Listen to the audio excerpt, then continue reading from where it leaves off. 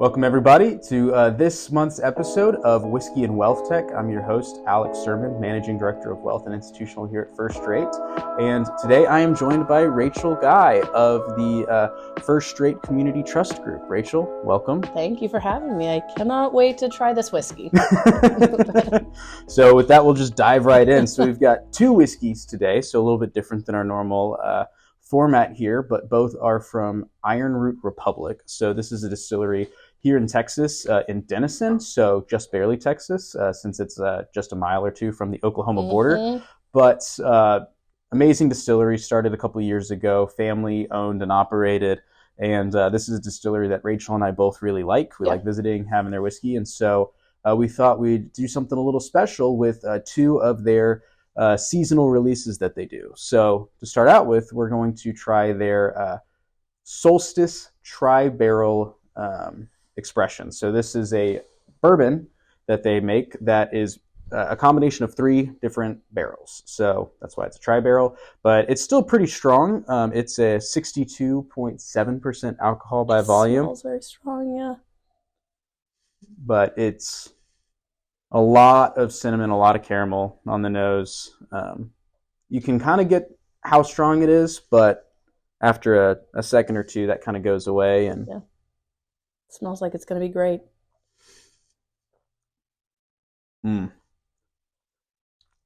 See, that tastes like Christmas to me. Yeah, I don't know about Christmas, but it's good. I don't know. I do get the vanilla. Little vanilla, little cinnamon. I like it. Yeah. Big Ironroot fans. Oh, yeah. Because this solstice edition comes out twice a year, so they have a winter solstice and a summer solstice that they do. This particular one is their 2022 winter solstice, so this came out about a year ago from when we're filming this. Good. But from there, we'll hop over to a little bit of a stronger one of their... I need to cleanse my palate really quick. Brought my tea. Absolutely. But we're going with their Tri-Barrel Hazmat Edition, which sounds scary enough just from the name. But this is another tri-barrel blend. But this one, the proof actually rose in the barrel rather than diluted in the barrel. So that's one of the things that is unique to Texas, that this doesn't happen in colder climates like Kentucky or Scotland, where you might get most of your more of your whiskeys. But the alcohol by volume rose, and so this is over 70% ABV, so 141.5 proof. So this this will definitely knock you around a little bit, but cheers to that. Cheers. Oh boy.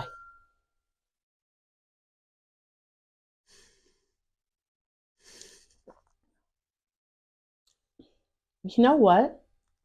I like that better than the first. You like it better? I do. Really? I do. Okay. I mean, it'll kick your butt, but I like that better than the first. So what do you like about it? I actually think it's a little more smooth. Mm-hmm. It's not as... I feel like the first one was just a little heavier and more of a kick. This one, for some reason, it feels a little lighter. Okay. Yeah, it feels a little lighter. It's a little easier to go down. Yeah, I mean... Shockingly. Is that supposed to happen? The higher the alcohol content, the easier it is? Just depends on the person. Might help that we started out with a pretty strong whiskey, so it's like your mouth got, desensitized to the that's good. to how strong it is. So now with this one, you're just getting more of the flavors than you are like the actual burn. What flavors do you pick up on that? So one of the ones, I haven't picked this up before, so I'm getting like toasted marshmallows on this one. Okay. Like I'm still getting some of the cinnamon and the vanilla, but those are kind of like in the background now, and so I get more of like a maple. I can get where you're getting the toasted marshmallow. Yeah. Yeah, maple's another good one.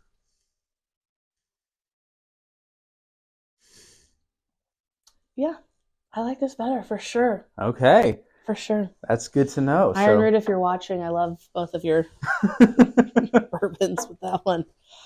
That one's better for sure. So now we know Rachel likes her whiskey strong. I do. Apparently so. So Rachel, you've been in the performance measurement industry Yeah. for quite some time now. So Mhm. how'd you get started in performance measurement? Kind of what brought you to the industry, and what's your Yeah. experience been like? Yeah. So I think it's important to talk about first rate, because first rate is what brought me into this industry. First rate's a really big part of the community here in Arlington. And I got involved with first rate in, I won't say however many years ago that was, but it was a long time ago, while I was in high school. Interned here, and then it was the company that really introduced me to performance measurement and the WealthTech industry, and that's how I got started. I loved the company and therefore became interested in what we do, and that's been here ever since. Wow. So Yeah. so what outside of first rate's community involvement stuff, like what do you like about performance then? Like, is there Yeah. something in particular about Yeah. what you do on a day-to-day basis you like or don't like? Or I love the problem solving aspect of our jobs. I like that, most days you're not running into the same issue day after day, and I really like the problem solving aspect of performance measurement and of the of our tools. It keeps it fresh. It keeps, you're constantly learning. I don't feel like I don't ever feel stale or stagnant in this industry, just because it's something new, that there's a new issue, there's a new trend, there's a new something every day. So that's what kind of keeps me around and keeps me interested. Yeah, no 2 days are the same for No, sure. they're not. Certainly not. A lot of problem solving, but that's what we're here for. Yeah, it's a good part of the job. And so you serve our community trust group. So kind of explain who that is, what type of clients that you serve, and kind of how do you specialize in our services and our products to fit their needs. Yeah, so I serve, we call it community trust within First Rate, typically clients that are 150 million, to 5 billion in assets under management. And they're primarily clients that want a more turnkey, not so customized solution. It's something that we can turn around quickly. So I serve a market where, they want specific performance measurement aspects of our reporting, and we can implement very quickly. It's more of a turnkey approach. So, compared to your style of client, much larger, much more customized, I have that little area in the market that we can, implement quickly and turn on tools quickly, because everything is not as customized. It's very, it's a base solution, but it works perfectly because it's for people that are looking for something quick. And, that's what we're tailoring our solution to do. So, it's a fun area. It sometimes is a little less tricky than what you have to get into because we're not doing anything super customized, but there's a lot of opportunity in this particular area of the market. And, the fact that we can implement so quickly has been a big help to onboard clients. Absolutely. So how many clients do you have in this space? I know it's way more than I have. Yeah, I'm currently serving a little over 100 clients right now. And like I said, the AUM ranges. So clients small and a little bit larger, but we're looking at a little over 100 at the moment. Wow. Yeah. I mean, that's a lot of juggling relationships, people. So that's really impressive that you're able to maintain all that and your sanity. Well, that's debatable, but my sanity is debatable, but I think the client maintenance is all right. Well, you must be doing something right, because this year you were named as part of the 2023 class of Arlington's 40 under 40. So explain a little bit about what that is and what the criteria was for you to get such a prestigious honor. Oh, so kind.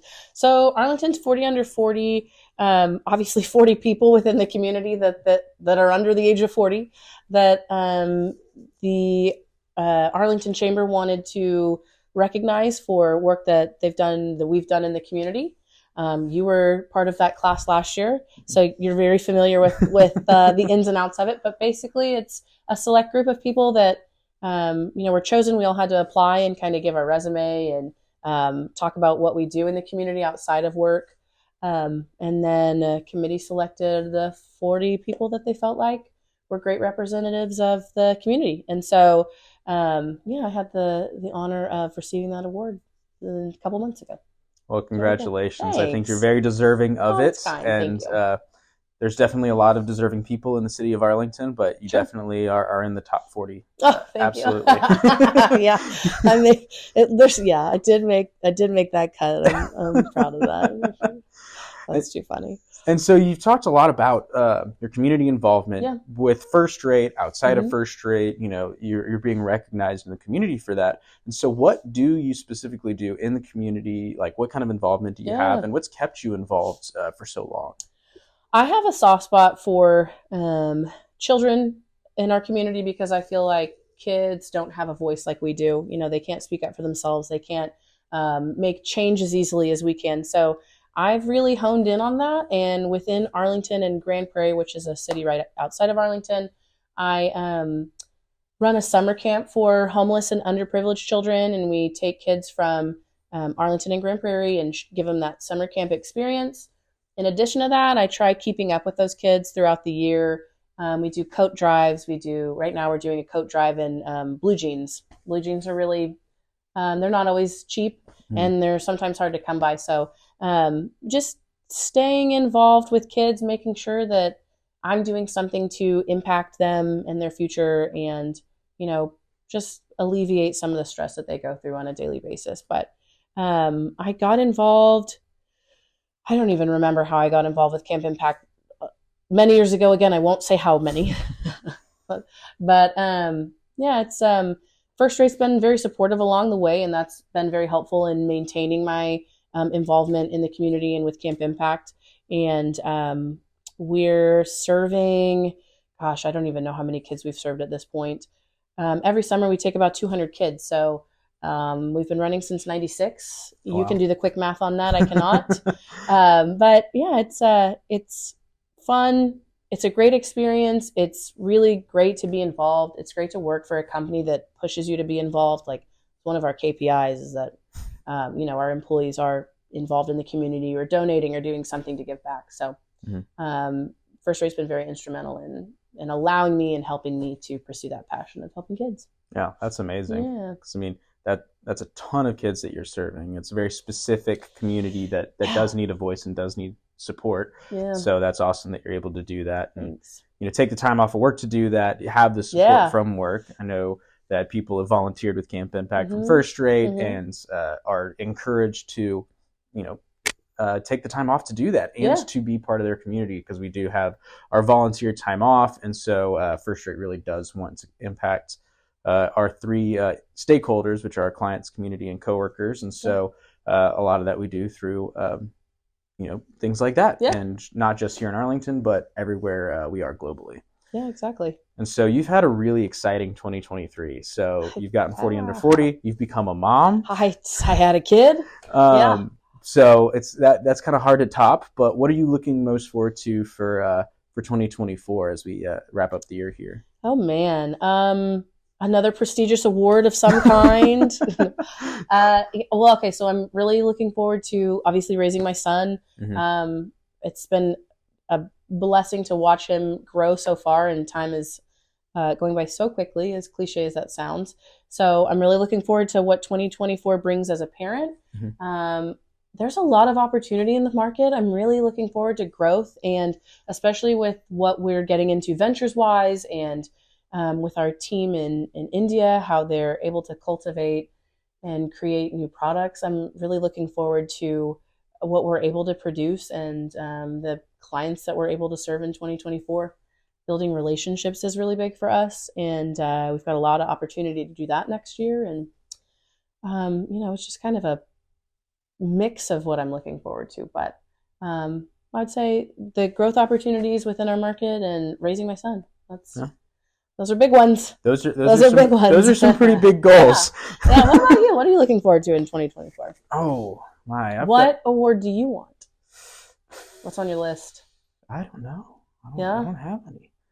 You're always looking for the next thing. Like, you're very clearly a go-getter, and I feel like you're constantly, trying to make a name for yourself with thought leadership and different things. So there's got to be something out there that's gonna come up. the biggest thing. So for me, now that you've kind of flipped this around on me and I'm being interviewed. Oh yes, yeah. Tell me, what are your fears? So as I started this podcast, I was our managing director of wealth. As it's progressed, I've now also taken on institutional business. Yeah. And so something that's really exciting to me is adding on this additional role, having a full year in 2024. We're seeing a lot of growth in these markets. And so with wealth, as you mentioned, I'm serving our very large clients, very customized, 10 billion AUM and above in kind of that private wealth bank trust space, whereas institutional is very, very different. These are institutional organizations, endowments, foundations, pension plans. Just the needs of the market are very different, and how we can still use the same services, the same products and customize those to fit their specific needs has been a really interesting challenge this year for me. And so in 2024, I'm really looking forward to implementing that. And taking all those lessons learned and all the conversations I've had, all of the work we've been doing to really learn and understand the pain and the needs that this market has, and really implementing that in 2024.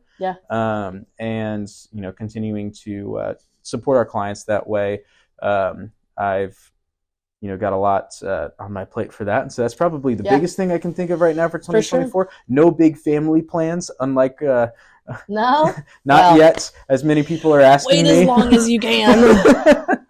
That is not planned for 2024. You heard it here first. You heard it here first, but no children in 2024. But yeah, so it'll be a really exciting year, and I'm looking forward to seeing what First Rate can do with all the things that you've mentioned, stuff that impacts my markets as well, and just really seeing where we can take this thing. Yeah.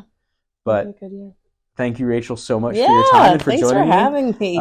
Learned quite a bit about you and your whiskey preferences. Apparently. Thank you, everyone, for tuning in and listening. And so we hope to catch you next time here on Whiskey and WealthTech. Cheers. Cheers. Oh, boy. I'm finishing this. Proud of you.